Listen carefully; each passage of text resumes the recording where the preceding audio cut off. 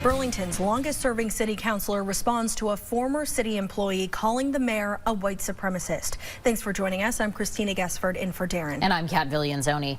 The accusation came after a financial review found mismanagement and carelessness after last year's Juneteenth event, which the city says went more than $130,000 over budget. Our Catherine Huntley spoke with Taisha Green, who led Burlington's Racial Equity, Inclusion and Belonging Office and put on that event.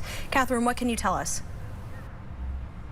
Well, Kat and Christina, we told you yesterday that the city strongly refutes any claims about Mayor Miro Weinberger and white supremacy. But Green's response to the financial review does have at least one city councilor questioning why these accusations were made and calling for a system to be put in place to identify early if taxpayer funds are being mishandled.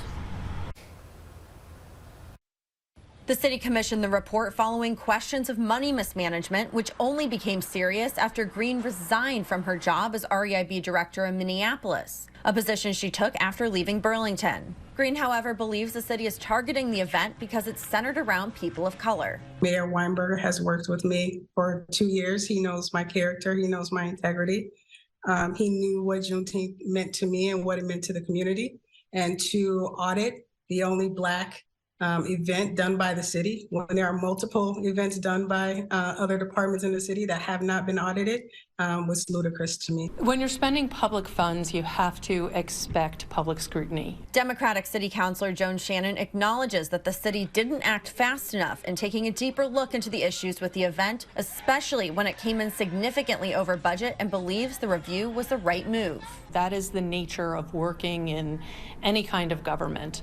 And to say that she was hurling these accusations before even reading the report. So it really doesn't have anything to do with the report. It has to do with simply the act of asking questions. Shannon believes there needs to be a system moving forward that will trigger an investigation at the first sign of money mismanagement in a department, signs which were ignored prior to Juneteenth 2022. People were afraid to ask these questions for exactly the reason, right now I'm standing here answering to you, why was the mayor called a white supremacist? And it's that kind of, those kind of accusations have a chilling effect on those of us trying to do the business of the city and trying to protect public resources. And that's our job. Now, Green does point the finger at Burlington City Arts. She says if there were any actions of carelessness as it pertains to vendor contracts, it would have been on them.